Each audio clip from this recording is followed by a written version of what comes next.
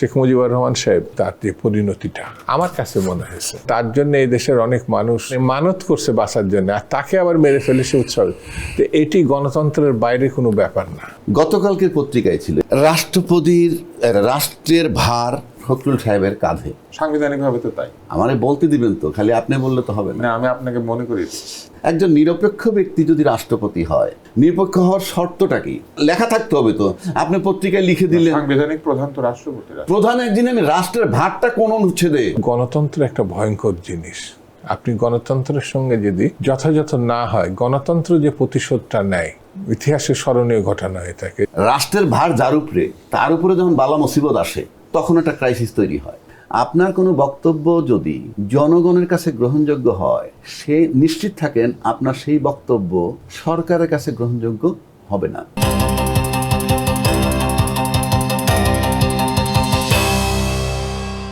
আপনাদের সবাইকে স্বাগত জানাচ্ছি আশিয়ান সিটি রাজবেলা দেখার জন্য। আশিয়ান সিটি রাজবেলায় আমরা আজকে যে বিষয়গুলি নিয়ে কথা বলবো, এগুলি আপনারা জানেন, এগুলি নিয়ে চায়ের দোকানে আড্ডা হয়, এগুলি নিয়েই নানান জায়গাতে নানান তর্ক এবং বিতর্ক শুরু হয়। এগুলি নিয়ে মাঝে মাঝে তর্ক বিতর্ক ঝগড়াতেও পর্যবসিত হয়। কিন্তু আমরা ঝগড়া চাই না, আমরা চাই তর্ক হোক, আমরা চাই আলোচনা হোক, আমরা চাই মীমাংসা হোক, এবং আমরা চাই সকল তর্কের পরেও যারা তর্ক করছেন তাদের মধ্যে বন্ধুত্ব থাকুক, একে অন্যের মতের প্রতি সকলে সহনশীল থাকুক। এই সহনশীলতাই হচ্ছে গণতন্ত্রের একটি গুরুত্বপূর্ণ ধাপ। আজকে আমাদের এখানে দুজন ব্যক্তি রয়েছেন যারা আমাদের কাছে অতি পরিচিত, দীর্ঘদিনের রাজনৈতিক ক্যারিয়ার রয়েছে যার। তিনি হচ্ছেন শামসুজ্জামান দুদু, তিনি বিএনপির নেতা, এবং তার সঙ্গে আছেন জনাব আবু হেনা রাজ্জাকি, তিনি বিশিষ্ট আইনজীবী এবং এখন তিনি অনুষ্ঠান উপস্থাপনা করেন। আমি প্রশ্ন শুরু করব জনাব শামসুজ্জামান দুদু আপনাকে দিয়েই। বহুদিন পর একটি প্রতিদ্বন্দ্বিতামূলক রাষ্ট্রপতি নির্বাচন হয়েছে, যদিও ফলাফল কি হবে সেটা আগেই বোঝা গিয়েছিল, কিন্তু তারপরও প্রতিদ্বন্দ্বিতা হয়েছে। এই যে জামাত ইসলাম ও এনসিপি প্রতিদ্বন্দ্বী দিল, এবং যাকে দিল তিনি একসময় আপনাদের দলই করেছেন, অত্যন্ত গুরুত্বপূর্ণ নেতা ছিলেন, মন্ত্রী ছিলেন, একাধিকবার এমপি হয়েছেন, 2 আসনে মনোনয়ন পেয়েছেন। তো আসলে কি বিএনপি বিরুদ্ধে বিএনপি দাঁড় করিয়ে দিয়েছিল জামাত এবং এনসিপি? এটা করে তাদের কি রাজনৈতিক উদ্দেশ্য আসলে সফল হলো? জি, আপনাকে ধন্যবাদ রাজ্জাক কি ভাই, এবং যারা দেখছেন অনুষ্ঠান সকলকে শুভেচ্ছা। এটা জামাত যারা প্রার্থী তাকে করেছে, আমার থেকে ভালো বলতে পারবে।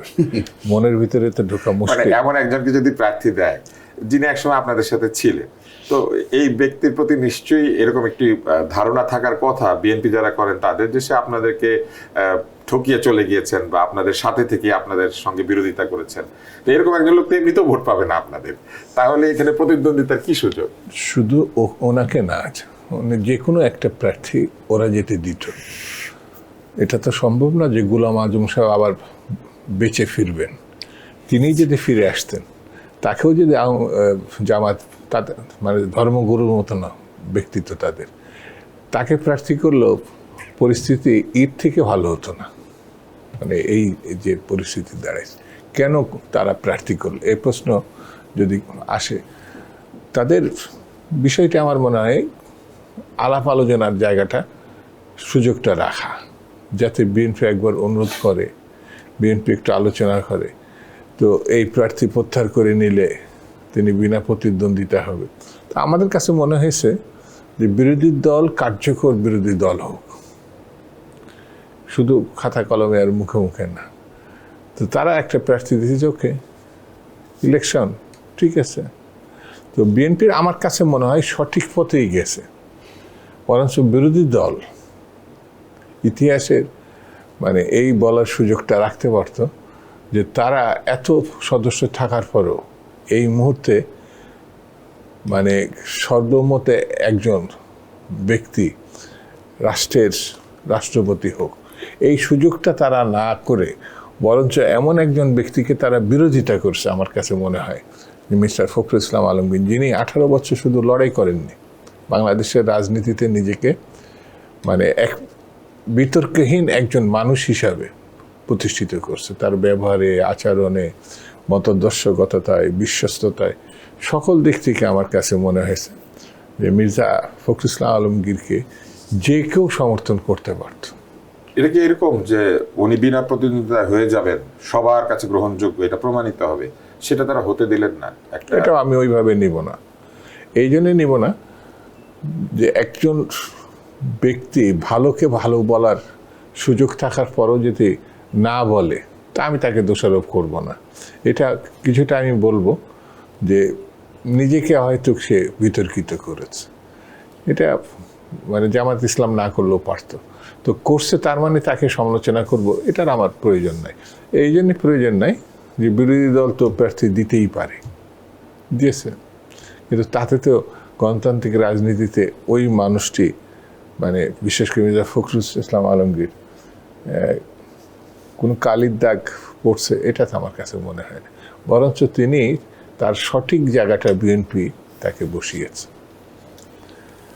মির্জা ফখরুল ইসলাম আলমগীরের বিষয় এটা ঠিক যে সকল দল সকল মতের মানুষের এক ধরনের শ্রদ্ধা রয়েছে এবং তার যে দীর্ঘ সময়ের রাজনৈতিক আচরণ সেখানে তিনি এক ধরনের সম্ভ্রান্ত আচরণকারী মানুষ। তিনি প্রতিপক্ষকে কখনো বেল্টের নিচে আক্রমণ করেন নাই, তিনি প্রতিপক্ষকে কখনো তার দুরবস্থার সুযোগ নিয়ে অপমান করেন নাই। এই বিষয়গুলি কিন্তু খুবই প্রণিধানযোগ্য। তো এরকম একজন মানুষ রাষ্ট্রপতি হলেন কিন্তু বিনা প্রতিদ্বন্দ্বিতায় হলেন না। তো এটা কি এই জন্য যে কেউ কেউ রাষ্ট্রপতি পদপ্রার্থী হয়ে নিজের নাম ইতিহাসে রাখতে চান? যেমন আমরা ওসমানী সাহেবের নাম মনে করতে পারি, উনি দাঁড়িয়ে গিয়েছিলেন তারই একজন প্রিয় মানুষের বিপরীতে। তারপরে কামাল হোসেন সাহেব একবার রাষ্ট্রপতি দাঁড়িয়েছিলেন, তারপরে তো বদরুল হায়দার চৌধুরী দাঁড়িয়েছিলেন। সেরকম ইতিহাসে একটুখানি পদপ্রার্থী হিসেবে নাম রাখাই কি আসলে আগ্রহ? এখন দুদু ভাই যে কথাগুলো বললেন ফখরুল ইসলাম আলমগীর সাহেবের ব্যক্তি সম্পর্কে, এগুলোর সাথে আমি দ্বিমত করতেছি না। উনি একজন সজ্জন ব্যক্তি, উনি রাজনীতির সাথে সম্পৃক্ত, উনি বেগম খালেদার সাথে রাজনীতি করছেন, উনি কারোর সাথে ফিল্ড ওয়ার্ডস ব্যবহার করেননি, উনি আক্রমণাত্মক হননি, উনি আস্থা অর্জন করছেন। এগুলো নিয়ে একজন রাষ্ট্রপতি তো এটাই আমি বলি, এগুলো নিয়ে নেগেটিভ কিছু বলার নাই। এখন যে আমি বলি দুদু ভাই যা বলছে সব ঠিক, তাহলে আমার আলোচনা থাকে না। তো না, আপনি সমর্থনগুলিকে আলোচনা থাকবেন, আমরা অন্য প্রশ্নে চলে যাব। শেষ করতে দেন। প্রথমত আপনি বললেন একটা প্রতিদ্বন্দ্বিতামূলক নির্বাচন। আমি আপনাকে হোস্ট হিসাবে যদি প্রশ্ন করি, প্রতিদ্বন্দ্বিতামূলক নির্বাচন কাকে বলে?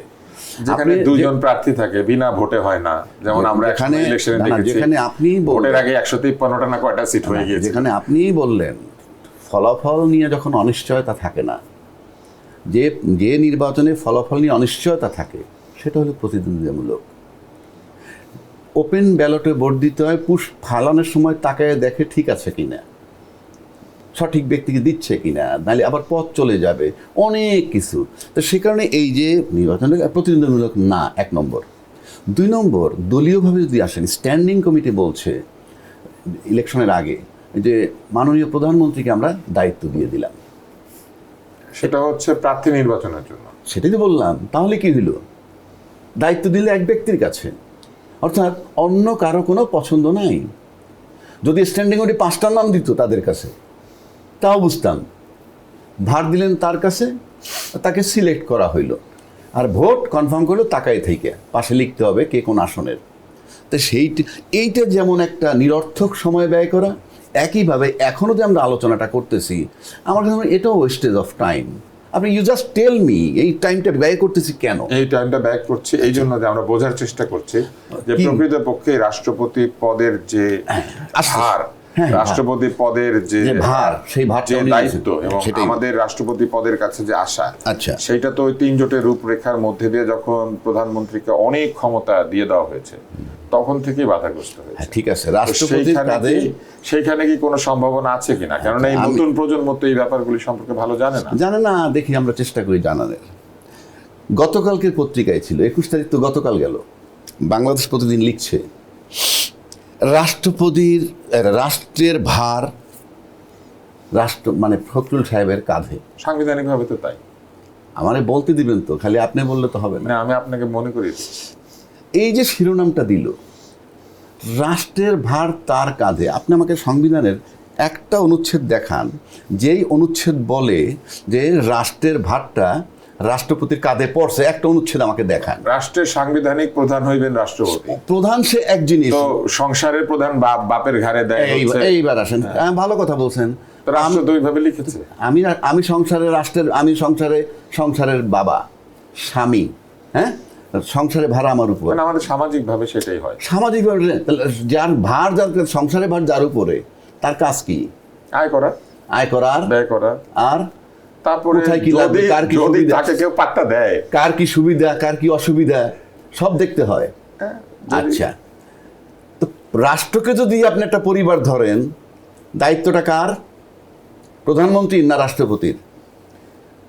এখানে সাংবিধানিকভাবে রাষ্ট্রের ভার, রাষ্ট্রের নির্বাহী, এই যেমন এই কাজগুলোর নির্বাহী, রাষ্ট্রের ভার হচ্ছে রাষ্ট্রপতির কাঁধে, কিন্তু নির্বাহী এক্সিকিউটিভ যে দায়িত্ব সেটা প্রধানমন্ত্রী। রাষ্ট্রপতির ভার মানে বাজার করা, রাষ্ট্রের ভার কার উপরে? আচ্ছা, রাষ্ট্রের ভার আরো ক্লিয়ার করে রাষ্ট্রপতির দিচ্ছি। এবার রাষ্ট্রপতি একটা ভালো কথা বলছে, উনি আবার বলছেন একই দিনের পত্রিকায়, সুখী সমৃদ্ধ নতুন দেশের স্বপ্ন দেখি। এইটাই কোনো বাধা নাই, কোনো সাংবিধানিক বাধা নাই। মানে আপনি স্বপ্ন দেখবেন, এতে কোনো সাংবিধানিক বাধা নাই। সব আইনের ঊর্ধ্বে আপনার স্বপ্ন দেখা, সব আইনের ঊর্ধ্বে আপনার স্বপ্ন দেখা, এবং এই আপনার স্বপ্নটা দেখতে পারেন, এইটুক লিবার্টি আমাদের রাষ্ট্রপতির আছে, এতে কারো বাধা চলবে না। আর আপনি হাজার বাধা দিলেও আমি রাত্রে স্বপ্ন দেখবো, আপনি আটকে রাখতে পারবেন না। কেন বলছি? আচ্ছা, আপনি আমাকে বলেন তো, একজন নিরপেক্ষ ব্যক্তি যদি রাষ্ট্রপতি হয়, নিরপেক্ষ হওয়ার শর্তটা কি? শর্ত হলে আমি রাজনৈতিক সমস্ত পদ থেকে আমি অব্যাহতি নিলাম। সকল লাভজনক পদ থেকে অব্যাহতি নিতে হবে। দলীয় পদ থেকেও তো অব্যাহতি, লাভজনক তো অন্য কথা, আমি তো জীবনে সব লাভ, মানে দুই ভাবে অব্যাহতি নিতে হবে, লাভজনক পদেও থাকা যাবে না, আবার দলীয় পদেও থাকা যাবে। আমি একমত, লাভজনক পদ থেকে অব্যাহতি দিলে কোনো লোকসান নাই আমার, কারণ আমি যে জায়গাটায় থাকবো, এইটা আমি 2000 কোটি টাকার মালিক হইলে ওই জায়গায় থাকার সুযোগ নাই, ঠিক আছে? আর 2000 কোটি টাকার মালিক হওয়ার উপরে ওই ফ্যাসিলিটিস আপনি পাবেন না। সুতরাং ওটা লাভজনক পদ। লাভজনক পদ একটা ছাইরে আরেকটায় যাচ্ছি, যেখানে আর্নিংয়ের চিন্তা ছিল ওখানে আর্নিংয়ের চিন্তা নাই। আর যেটা আপনি যে এই যে মানে সব দলের সমস্ত পদ থেকে ঊর্ধ্বে উঠলে যদি নিরপেক্ষ হয়ে যান, তাহলে আমি কি যা ইচ্ছা তাই করতে পারবো? আমি যদি মনে করি যে অমুক টুঙ্গিপাড়া যাব বঙ্গবন্ধুর কবর জিয়ারত করতে, আমি পারবো না। আবার যদি বলি জিয়ার কবরে যাব না নিরপেক্ষতার নামে, সেটা আমি বিচৌধুরীর ইতিহাস যদি দেখি, উনি কিন্তু এইটার নামে যান নাই, ফলাফল কিছু, উনি তো নিরপেক্ষ। আপনি যখন দল ত্যাগ করে ফেললেন তখন তো আপনি নিরপেক্ষ, সব কিছুর ঊর্ধ্বে, আপনি সব জায়গায় যাইতে পারেন কিংবা নাও যাইতে পারেন। সেজন্য বললাম এই সমস্ত শিরোনামগুলা ওয়েস্টেজ অফ টাইম, এবং আমাকে সারপ্রাইজিং যে পত্রিকা লেখে কিভাবে। এবং আপনাকে আমি দায়িত্ব দিলাম, আমি একটা সংবিধান অনুচ্ছেদ খুঁজে বের করেন যেখানে বলা হয়েছে রাষ্ট্রের ভার রাষ্ট্রপতির। লেখা থাকতে হবে তো, আপনি পত্রিকায় লিখে দিলেন সাংবিধানিক প্রধান তো রাষ্ট্রপতি। প্রধান একদিন আমি রাষ্ট্রের ভারটা কোন অনুচ্ছেদে? ওই যে সংসারের ভার, একটু আগে আমি আপনাকে তো অনুচ্ছেদ লাগবে, তো সংবিধানে তো অনুচ্ছেদ লাগবে না।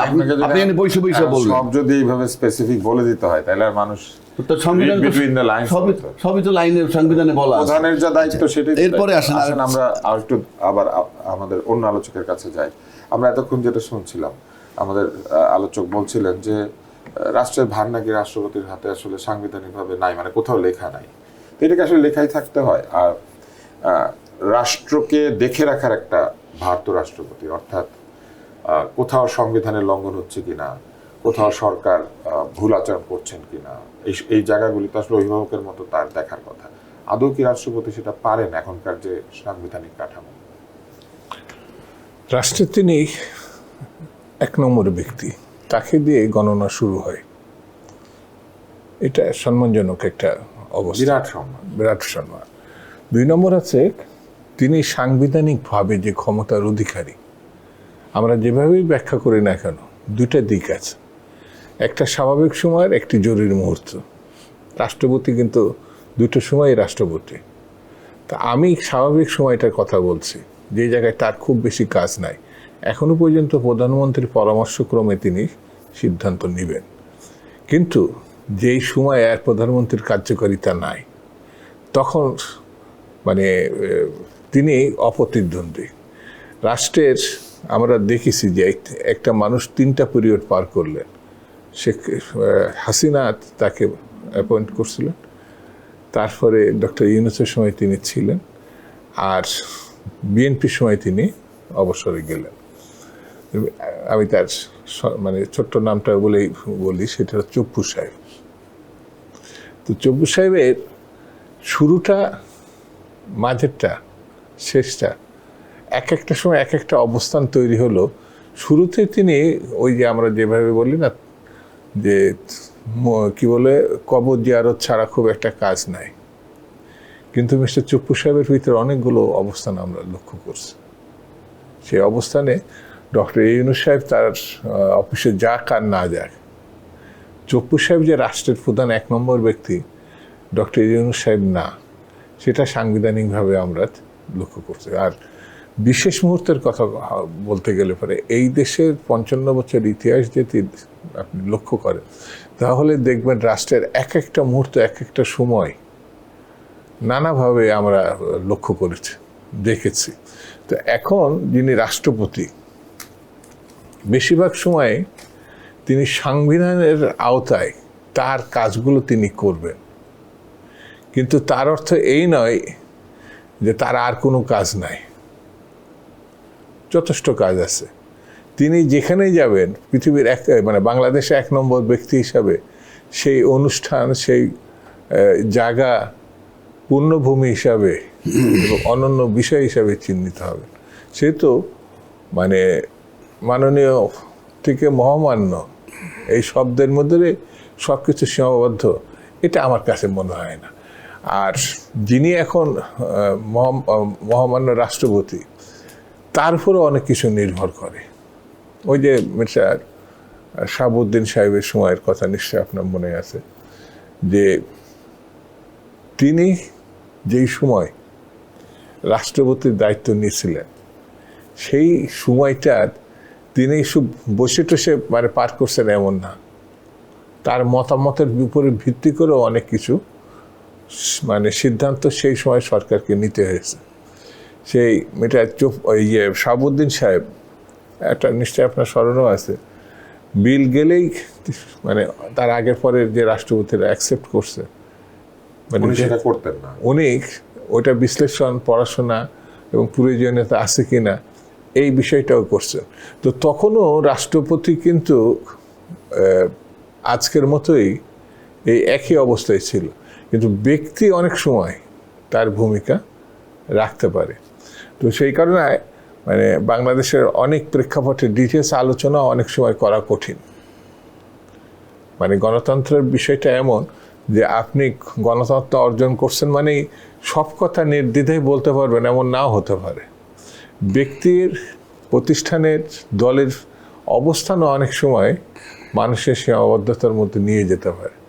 তো সেই কারণে আমি গণতন্ত্র বা অন্য দলের কথা বলছি, তাহলে আমি রাষ্ট্রপতিকে কেন আমি চাচ্ছি যে সবটাই তিনি করবেন বা সবটাই তিনি বলবেন?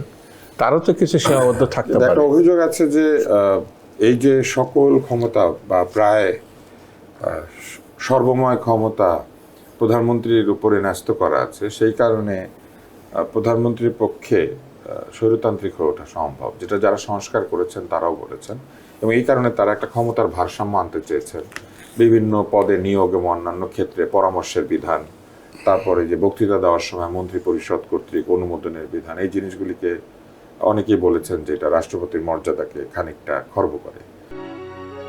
পরিমিত বিদ্যুৎ ব্যবহার করুন। আপনার একটুখানি সহযোগিতা গড়ে দেবে সমৃদ্ধ বাংলাদেশ। আশিয়ান সিটি, আপনার অভিজাত ঠিকানা।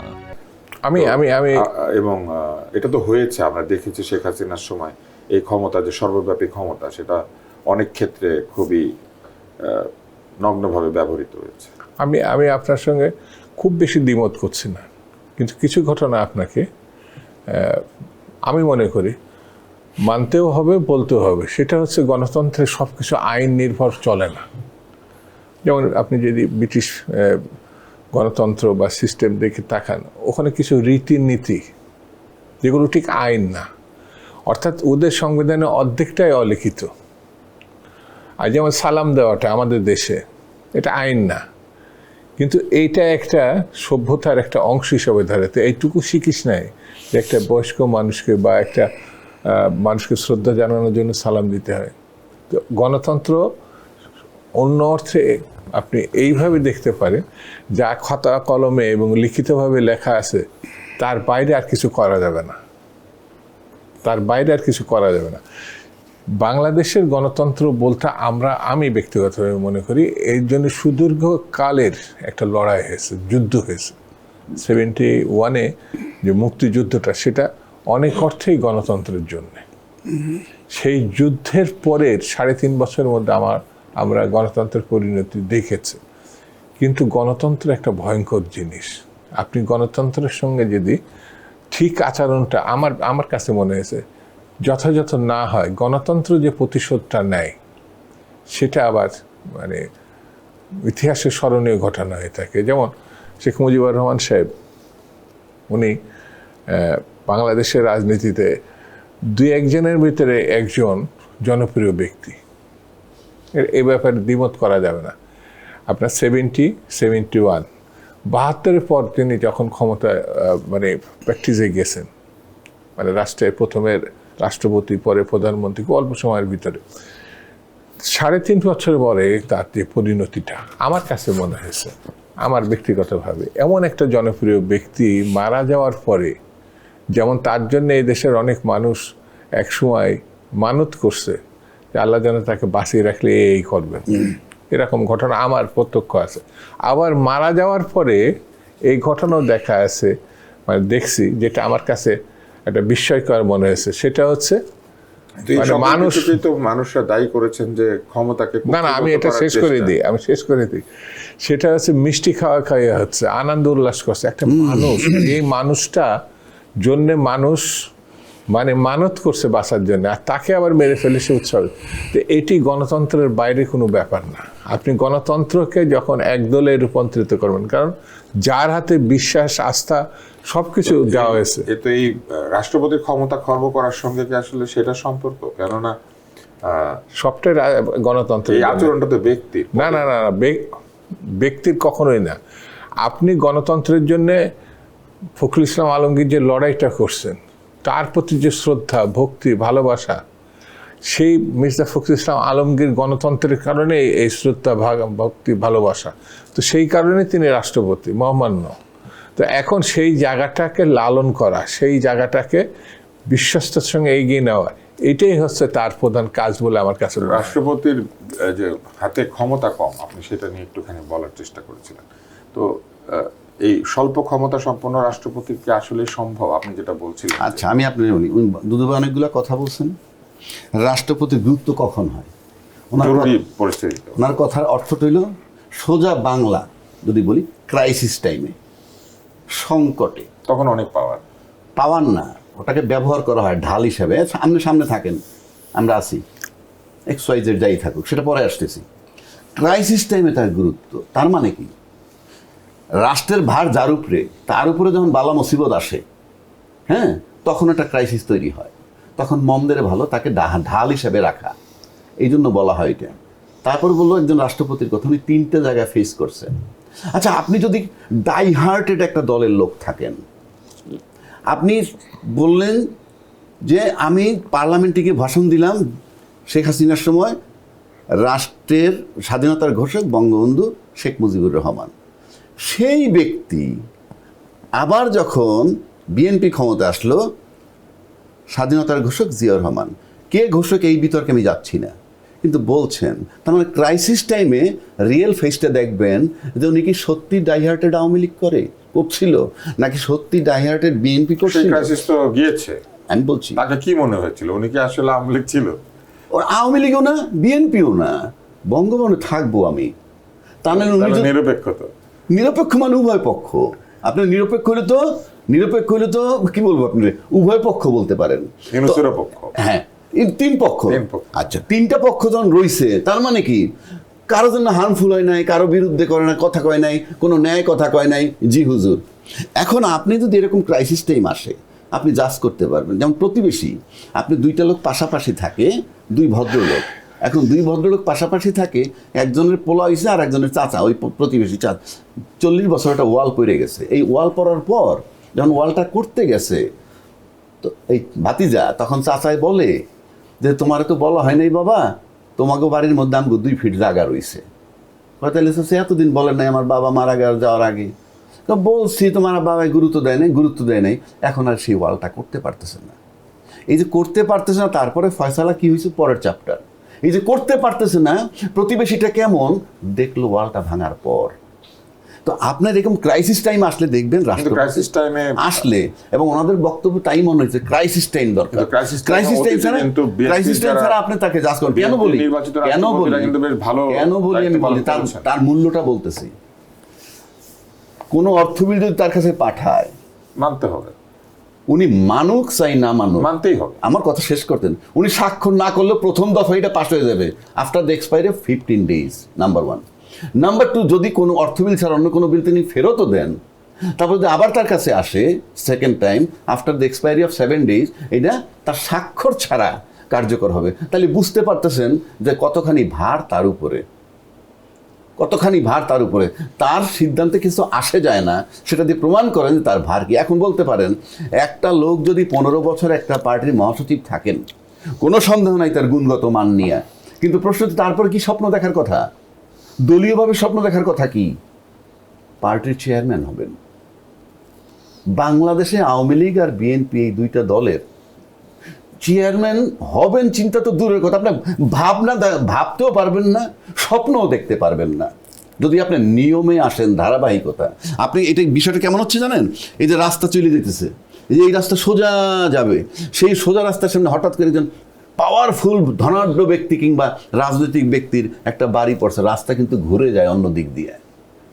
অর্থাৎ আমার রাষ্ট্রপতি হলো এরকম, আপনি পদে থাকতে থাকতে স্বপ্ন দেখবেন কি আমার এরপরে আমি পার্টির চেয়ারম্যান হব, আপনি স্বপ্ন না চিন্তাই করতে পারবেন না। আমি বলছি না এটা ন্যায় না অন্যায়, সেখানে আমি যাচ্ছি না, যা ভাববার কথা তা না ভাববে আপনি ডিঙ্গে রাষ্ট্রপতি হয়ে গেলেন, তাকে বানানো হইলো, এ দিয়ে বোঝা যায় যে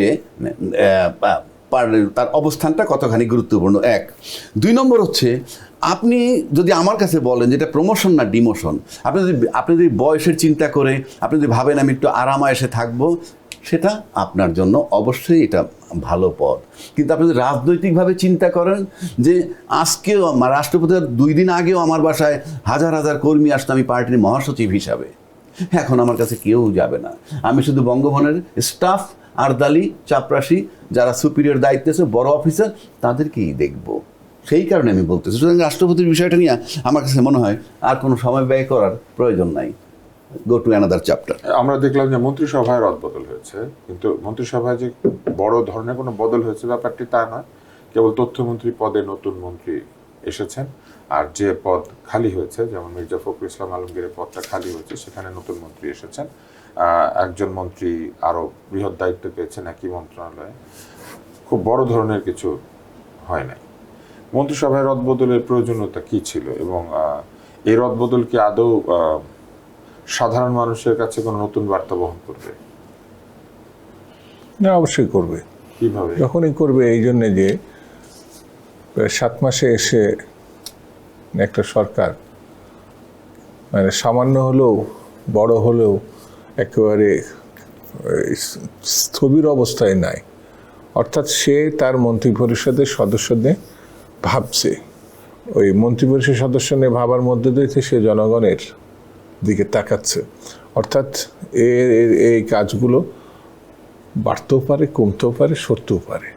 তো আমার কাছে মনে হয়েছে যে মাননীয় প্রধানমন্ত্রী সাধারণত আমাদের দেশে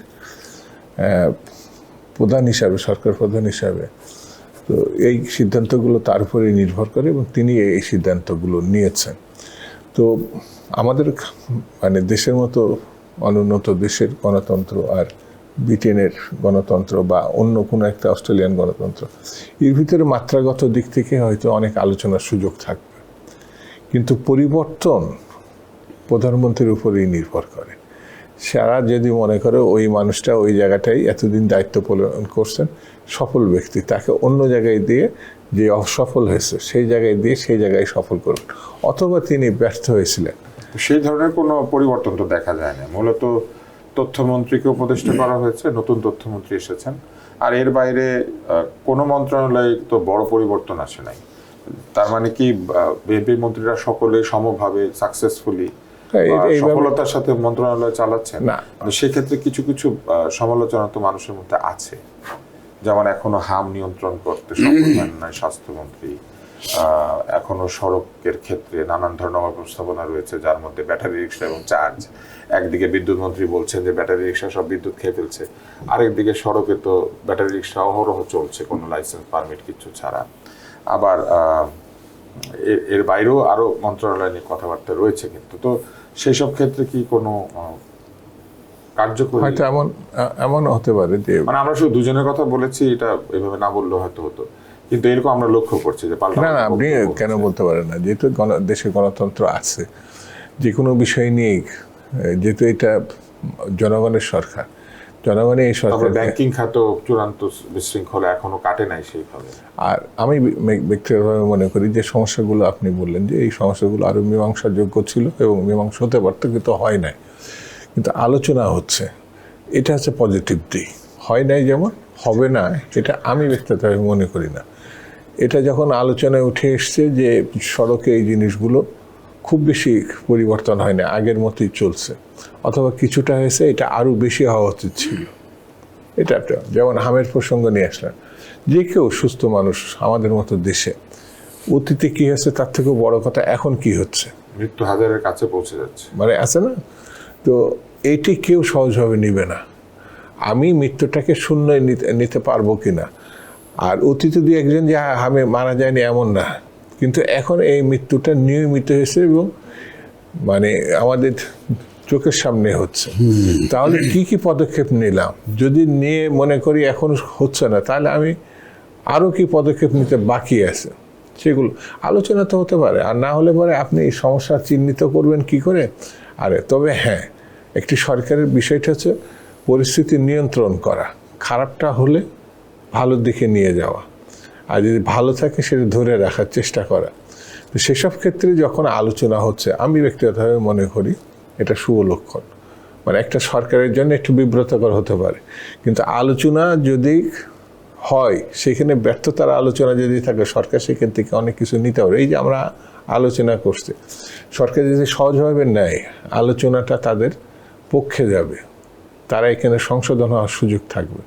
আর যদি এটা কেন কালবেলার ওই আলোচনাটা এটা করলো, খারাপ থাকলেও এখন করার দরকারটা কি, তাহলে আমার বিবেচনায় ওটা ঠিক গণতন্ত্রের সঙ্গে যাবে না।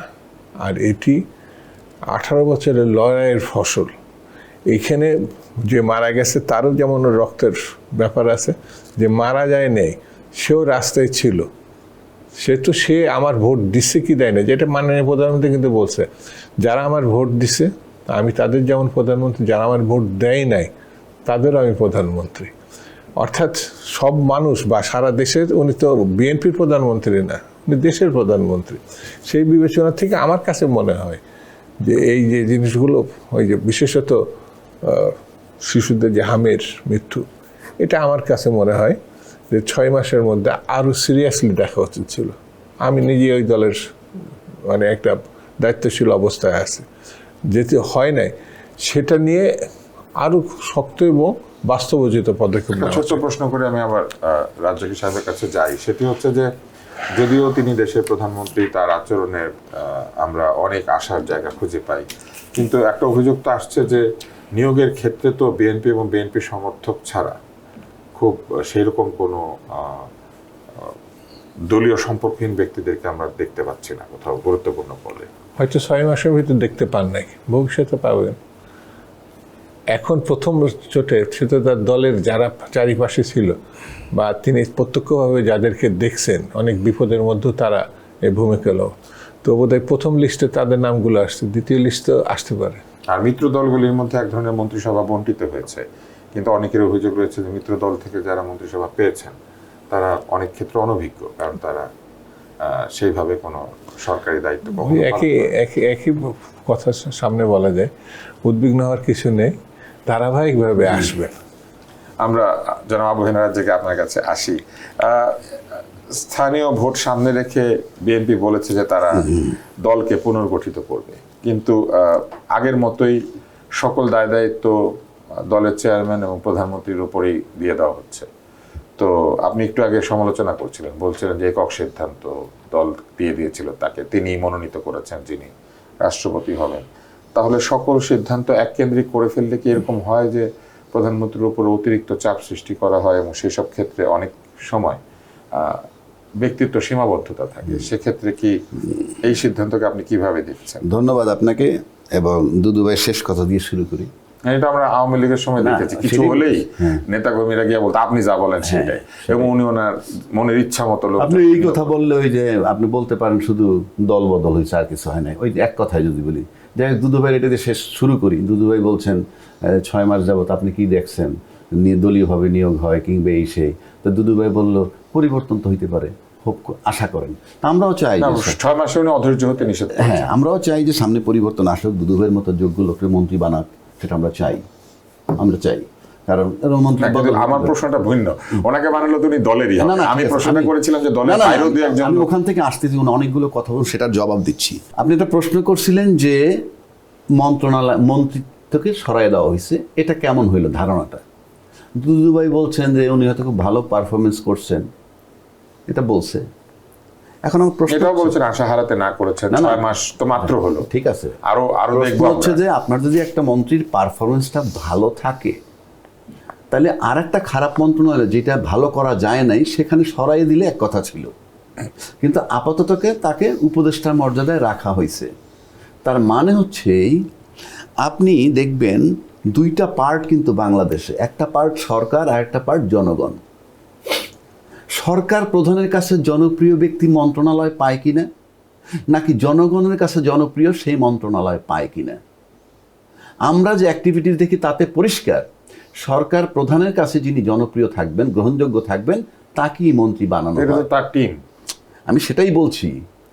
আমি আরো ক্লিয়ার করে দিচ্ছি, আপনার কোনো বক্তব্য যদি জনগণের কাছে গ্রহণযোগ্য হয়, সে নিশ্চিত থাকেন আপনার সেই বক্তব্য সরকারের কাছে গ্রহণযোগ্য হবে না। কেন?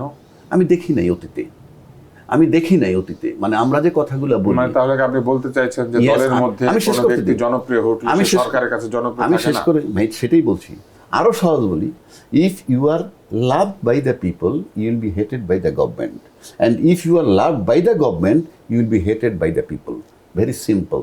কারণ সরকার তো 100% মানুষের মন জোগাইতে পারবে না, যেহেতু পারবে না, এবং যখন সরকার দেশ চালাবে তখন সাংঘাতিক জনপ্রিয় একটা লোক আইনা আপনি বানাবেন, কিন্তু আমি সরকার প্রধান, আমার কাছে ভাল লাগে না, আমি তাকে মন্ত্রী বানাবো, অ্যাবসার্ড। সে কারণে বলছি যে এটা হলো একটা খুব গুরুত্বপূর্ণ বিষয়। 2 নম্বর হচ্ছে এই রাষ্ট্র মন্ত্রণালয় বদলানোর সাথে যদি তাকে অন্য একটা মন্ত্রণালয় দেওয়া হয়, তখন আপনি বলতে পারেন হি ওয়াজ এ ভেরি কোয়ালিফাইড মন্ত্রী, এবং তাকে এখান থেকে সরে আরেকটা মন্ত্রণালয়টা দিছে, সেটা কিন্তু দেওয়া হয় নাই, দিলে আমরা বুঝবো।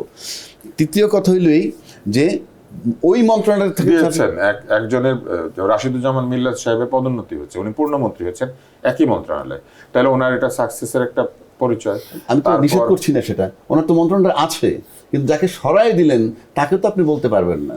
সরাই অন্য মন্ত্রণালয় দিলে আপনি বলতে পারবেন ইয়েস, তাকে আমি এখান থেকে ওখানে নিলাম। সুতরাং বাংলাদেশের যে এই যে আরেকটা কথা বললো দুদু ভাই, অবশ্যই প্রধানমন্ত্রী সকলের প্রধানমন্ত্রী, সকলের বলতে কি দেশের প্রধানমন্ত্রী সকলের, কিন্তু প্রশ্ন হচ্ছে ধরেন দুদু ভাইয়ের প্রধানমন্ত্রী আমাদের প্রধানমন্ত্রী, আমার প্রধানমন্ত্রীও আমার এই প্রধানমন্ত্রী সবার, আমি তাই বলতেছি, আবার আপনার প্রধানমন্ত্রী উনি, কিন্তু 3 জনের মধ্যে সবচেয়ে বেশি ফিল করে কে যে আমি পাওয়ারে আছি? এই 3 জনের মধ্যে কে বেশি ফিল করে? দুদু ভাই, কারণ উনি সরাসরি দলের সাথে আছেন। তার মানে হচ্ছে এই আমি এপ্লাই করছি না না, এখন এর মানে আমি যখন ফিল করতে পারতেছি না যে আমি ক্ষমতায়, তার মানে প্রধানমন্ত্রী সবার না, আমাকে তো ফিল করতে হবে। স্বাভাবিক প্রক্রিয়া না, আপনি নাম তো স্বাভাবিক প্রক্রিয়াকে চ্যালেঞ্জ করতে হবে না। আপনার গায়ে কোট আছে, আমি কি এটা ফিল করতে হবে যে কোটটা আমার? সেটাই বলতেছি, কারণ বলাই তো হইতেছে, যেমন কয়েকদিন একটা জরিপ দিছে how far it is to, অন্য কথা। আপনি তো 51% ভোট পাইলে আপনি 51% লোক হয়তো ভাবতে পারে যে উই আর ইন পাওয়ার, বা আমরা ক্ষমতা, কিন্তু আপনি 100% বলতে আমাকে ফিল করতে হবে। আমি তো ফিল করছি না, আমি যে রাষ্ট্রের ক্ষমতায় আছি আমি তো ফিল করছি না। দুদু ভাই কিন্তু পাওয়ারে না, দুদু ভাই কোনো মন্ত্রণালয় নাই, আমি বলি দুদু ভাই কিন্তু কোনো মন্ত্রণালয়তে নাই, কোনো মন্ত্রী না উনি, মনে করেন। তারপর দুদু ভাই ফিল করে উনি একটু পাওয়ারে আছে, এত বছরের সংগ্রাম। আরে ভাই কথা তো সেটাই বলছে, আমি তো ফিল করতে পারতেছি না, আমি যেহেতু ফিল করতে পারতেছি না, কাজে আমি সবার প্রধানমন্ত্রী কেমনে ধরবো? আমি ফিল করতে হবে তো আমার। পরিমিত বিদ্যুৎ ব্যবহার করুন। আপনার একটুখানি সহযোগিতা গড়ে দেবে সমৃদ্ধ বাংলাদেশ। আশিয়ান সিটি, আপনার অভিজাত ঠিকানা। সেই ফিল করানোর উপায় কি? আমি তো জানি না, সেটা দুদু ভাই ফিল আপনি করাবে। বলবেন না যে আপনি কি পেলে ফিল করবেন? দুদু ভাই ফিল করাবে আমাদেরকে। কিভাবে করাবে? ওনার এই বক্তব্য খুবই দার্শনিক হয়ে গেল।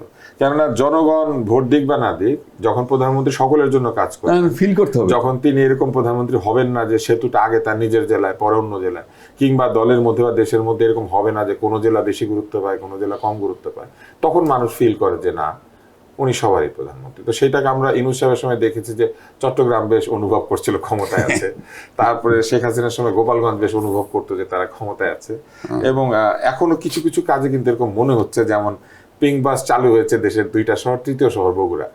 তো মানুষ কিন্তু এরকম কিছু কিছু জায়গাতে সমালোচনা শুরু করেছে।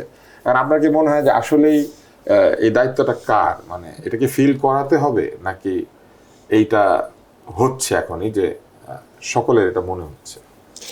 শোনেন, ক্ষুধার্ত মানুষের সামনে যদি কি 1 প্লেট খাবার দিয়ে যায়, খাবারটা মুখ্য, কে দিয়েছে, খাবার পরে যখন সে তৃপ্তির সঙ্গে থাকে না, তখন মনে হয় জিজ্ঞাসা করি এত সুন্দর খাবার কে দিল। কিন্তু ক্ষুধার্ত মানুষ প্রথমে খাবার দেওয়ার সঙ্গে সঙ্গে সে হাত ধুয়ে বা হাত না দিয়েও খেতে বসে যেতে পারে।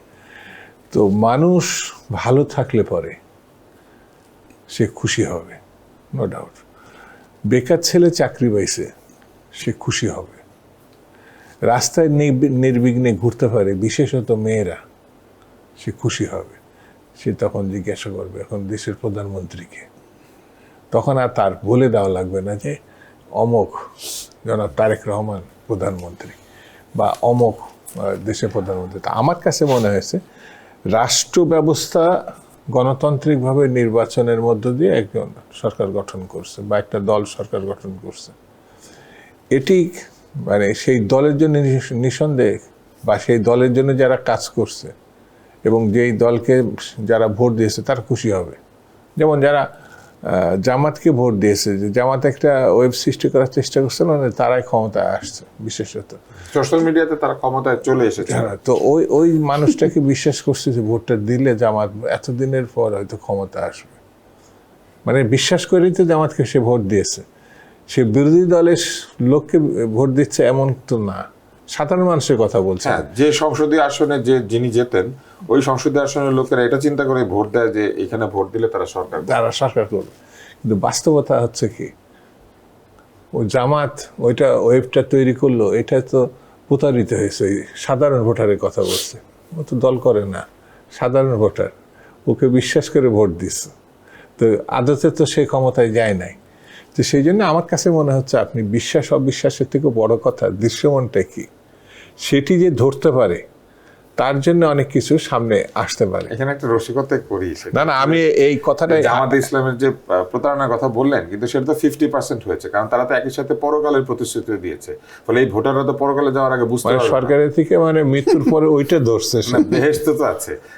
না ওইটা মানে ওর কাছে আছে বেহেশতের ব্যাপারটা মুখ্য হয়েছে, এই জন্য 50% এখনো আশা আছে।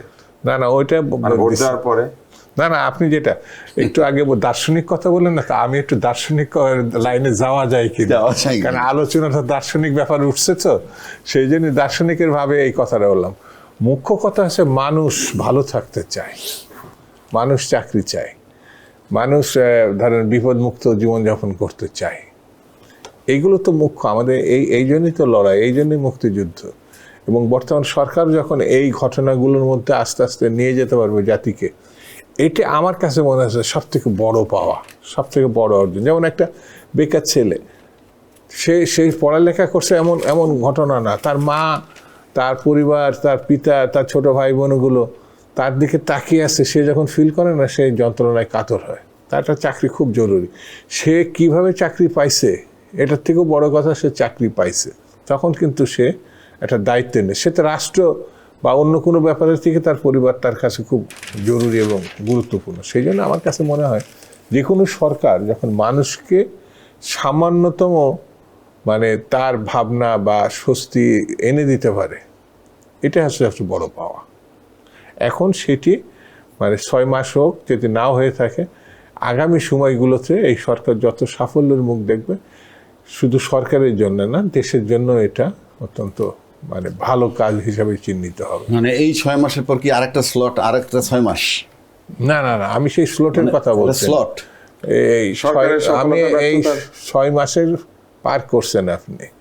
এখন যে আমার ছোট মেয়ে ওই গাড়িতে যখন যায় না, বাবা কতটুকু আসলাম যদি বলে 1 মাইল, তার আবার সে 10 মিনিট পর বলে বাবা কতটুকু আসলাম, যদি আবার বলে 1 মাইল, তাহলে বলবে আগেরটার সঙ্গে কি প্লাস হলো নাকি। তো আমার কাছে রাজ্জাকি ভাইয়ের কথা মনে হচ্ছে আমার ছোট মেয়ের যে কথাটা তার থেকে একটু উপরে না, যেতে পারে। আপনারা যে বলেন 6 মাস, আমরা সবসময় কিন্তু শুনি সরকারের সফলতা ব্যর্থতা না। যদি আপনাকে আমি আমরা বলি, বলি হ্যাঁ। চিন্তা করতে এই 6 মাসে, তাহলে আপনি কি সরকারের কোনো ব্যর্থতার জায়গা দেখেন, বৃহৎ কোনো ব্যর্থতার জায়গা দেখেন? আর রাখেন, তার আগে আমরা একটা কথা পাইছি কিন্তু সবসময় 6 মাস হানিমুন পিরিয়ড, আমরা 6 মাসের কথা এই টক শো তো নানান 6 মাস হানিমুন কোনো দম্পতি করে না। না শোনেন না, বলছে কিন্তু 6 মাস কোনো খুব বড় সময় না, মানে 6 মাস মূল্যায়ন করার সময় না। আমি এই জন্য জানতে চাইছি কোন মাস থেকে আমরা মূল্যায়ন শুরু করব। আর এই 6 মাস যে মূল্যায়নের সময় না, এটি কি রাষ্ট্র সরকার প্রধান বলছে নাকি দলীয়ভাবে বলা হয়েছে, না নির্বাচনে আগে বলা হয়েছে যে আমরা নির্বাচনে যদি ক্ষমতায় আসবো প্রথম 6 মাস কিন্তু আমরা এইটা সেইটা পারবো না। এই সরকার তো প্রথম 6 মাসে অনেক ক্রাইসিসের ভেতর দিয়ে গিয়েছে। ক্রাইসিসের সারা দুনিয়াতে যুদ্ধ লেগে যে এইভাবে তেলের দাম বেড়ে যাবে, গ্যাসের সরবরাহ বন্ধ হয়ে যাবে, এই সরকার তো এনার্জি এই টার্মিনাল আগুন ধরবে, এটা তো সরকারের হাতে আচ্ছা, নাই। বেশ ভালো, এই সরকার ক্ষমতা আসার আগে বলছিল নির্বাচিত সরকার আসলে কোন সংকট থাকবে না, এবং আমাদের আজকের রাষ্ট্রপতি তিনিই বলছেন। কিন্তু নির্বাচনের পরে যে সংকট, তার ভিতরে বিদ্যুৎ আর গ্যাসেই যদি আমি থাকি, এটার জবাব আবার দিচ্ছে। জবাবটা কি? উত্তরাধিকার সূত্রে পাইছি আমরা। সেজন্য আমি কথাটা আবার রিপিট করি, উত্তরাধিকার সূত্র যদি ধরেন আমরা কি মিন করছে বুঝছি, 15 ইয়ার্স আওয়ামী লীগ, এটা হলো উত্তরাধিকার। না, 18 মাসের ইউনুস সহ বলতেছি তো, আমি আসতে দেন। 15 মাসের ইয়ার্সের পরে 18 মাস ইউনুস, তারপরে 6 মাস আজকে আমরা। তাহলে এই উত্তরাধিকার সূত্রে ক্রাইসিসটা ডাইরেক্ট ফেস করেন, রিসিভ করছেন ইনি এই 18 মাস হলো। তার আগে আবার 2 ইয়ার্সের একটা অন্তর্বর্তী সরকার ছিল। না, সেটা তো অনেক আগের কাহিনী, অন্তর্বর্তী সরকার তো বহু আগে, 2008-এ। বিএনপি আসলে প্রায় 17.5 বছর, 18.5 আপনি বছর। ওইটাই তো বলতেছি, ইউনুস সাহেবের যে 18 মাস, সে ডাইরেক্ট উত্তরাধিকার সূত্রে নিছে, এরা নিছেন কিন্তু ইউনুস সূত্রে। এই ইউনুস সাহেবের এই যে 18 মাস, এই 18 মাসেও বিদ্যুৎ আর গ্যাস এই অবস্থায় ছিল না। তা ডাইরেক্ট রিসিভ করছেন যিনি ক্রাইসিস, সে ভালো রাখলেন। আর তার থেকে এই যে না, যেটুকু কিন্তু ইউনুস সাহেব তার থেকে যাওয়ার আপনি- 3 দিন আগে একটা চুক্তি করে গিয়েছেন, গ্যাস কিনতে হবে নির্দিষ্ট দোকান থেকে। হ্যাঁ। আবার ইউনুস সাহেব তার আগে যে গ্যাসের যে টার্মিনাল, সেটার চুক্তি আওয়ামী লীগ দুর্নীতি করেছে এটা বলে বাতিল করে দিয়েছিলেন। হ্যাঁ, ভালো কথা তো। তো যে কারণে এই অক্টোবর মাসে নতুন একটা টার্মিনাল আসার কথা ছিল, এটা এখন আসছে না। বিএনপিকে এখন মানে সরাসরি এটা খুঁজতে হচ্ছে, মানে বিএনপি ক্ষমতা সিঙ্গাপুর থেকে জোগাড় করতে বিএনপি ক্ষমতা আসার পরে এগুলো জানছে। না, দেখেছে তারা, কিন্তু তাদের তো হাতে ক্ষমতা ছিল না। তারা কি বেশ করবে? বেশ, তাহলে বলতো ক্ষমতা আসলে এই জিনিসগুলো হবে। বলছে সংকট থাকবে না, এক লাইনে বলছে, কোনো সংকট থাকবে না, নির্বাচনই একমাত্র রাস্তা। কথা বলছে কিনা, তার সাথে আপনি এগুলো অ্যাড করছিলেন? আপনি যদি তর্কে আসেন, আপনি তো সেটা অ্যাড করেন। এটা একটা বড় তর্ক হবে। হ্যাঁ। তাহলে আপনি কি মনে করেন যে বিএনপি কে সংকট মোকাবেলা করতে পারছে না নাকি পারছে? পারছে না। এক, দুই আপনি আমার গ্যাস দিতে পারতেছেন না, গ্যাসের ফুল বিল নিচ্ছেন।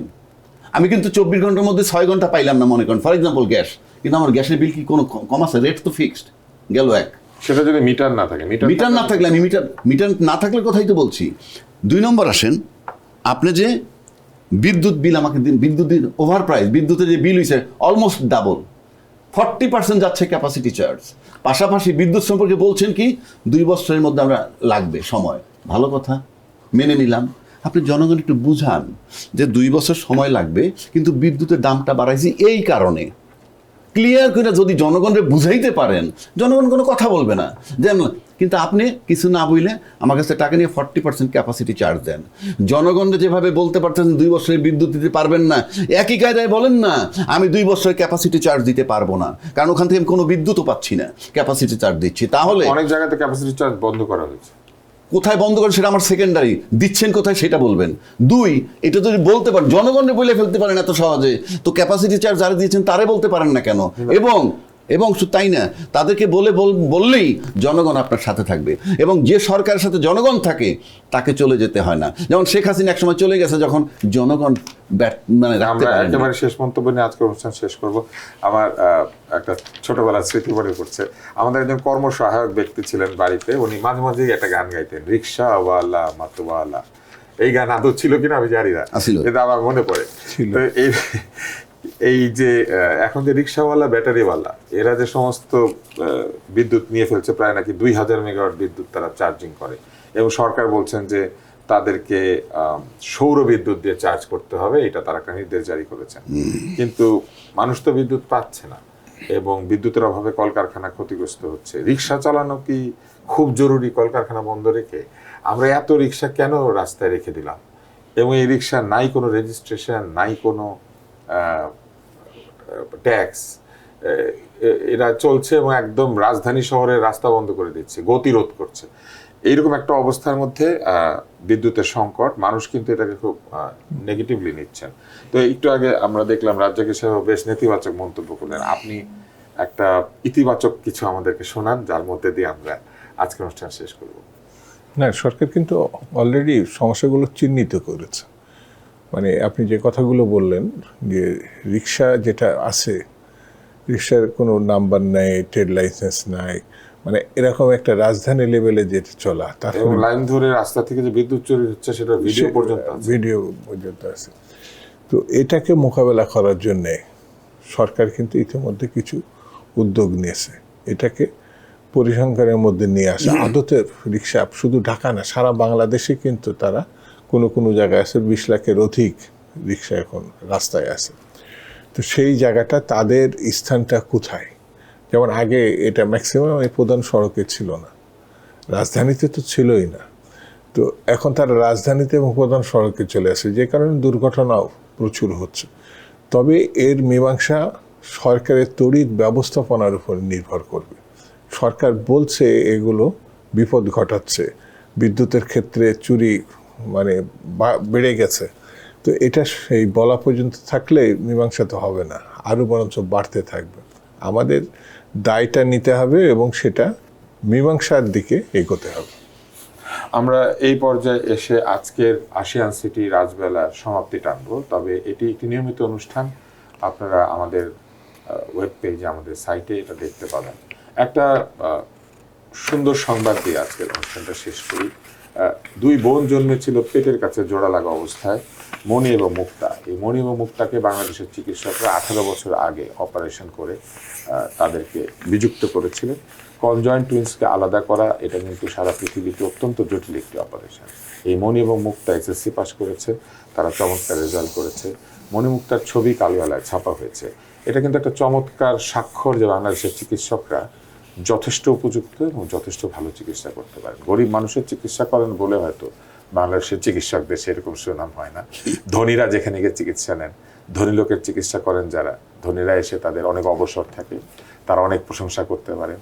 আমি একটা ব্যক্তিগত স্মৃতি দিয়ে অনুষ্ঠানটা শেষ করি। আমি একটি দাওয়াতে গিয়েছিলাম, আমার পাশে দুজন অত্যন্ত ক্ষমতাবান ব্যক্তি বসেছিলেন। তারা একটা সময় সরকারি ক্ষমতাতেও ছিলেন। একজন আরেকজনকে তার কার্ডিয়াক সার্জনের নাম বলে এবং কার্ডিওলজিস্টের নাম বলে গর্ব করছিলেন এইভাবে, ও আপনার ডাক্তার কে? আমার ডাক্তার তো জনৈক শেঠি। তখন আরেকজন বলল, আরে আপনার ডাক্তার? আমার ডাক্তার হচ্ছে জনৈক চু। একজন সিঙ্গাপুরের, একজন ভারতে। কিন্তু এই মণি এবং মুক্তার ভারতে যাওয়ার সুযোগ ছিল না, তাদের সিঙ্গাপুরে যাওয়ার সুযোগ ছিল না। তারা 18 বছর পরে এসএসসি পাস করেছে, এমন একটি সার্জারি হয়েছে যেটা বাংলাদেশে। এই সংবাদগুলি আসলে আমরা আশা পাই, আমরা আনন্দিত হই, আমরা বুঝতে পারি আমাদের সক্ষমতা আছে। সক্ষমতার পৃষ্ঠপোষকতা করাই হচ্ছে সরকারের দায়িত্ব। যারা কম সক্ষম তাদের পেছনে দাঁড়াতে হবে, যারা বেশি সক্ষম তাদেরকেও সুযোগ দিতে হবে, এবং সকলের সক্ষমতাকে এক জায়গায় নিয়ে আসার যে চেষ্টা, সেটাই হচ্ছে বৈষম্যহীনতা। আশা করি আমরা ভবিষ্যতে যে বাংলাদেশের স্বপ্ন দেখি সেটা দেখতে পাবো। নতুন রাষ্ট্রপতিকে অভিনন্দন জানাই, কারণ তিনি সেই স্বপ্ন দেখার কথাই বলেছেন। আজকে যে দুজন আলোচক তারাও স্বপ্ন দেখার কথাই বলেছেন। আপনাদের সকলকে আশিয়ান সিটি রাজবেলা থেকে আজকের মতো শুভেচ্ছা জানিয়ে বিদায় নিচ্ছি।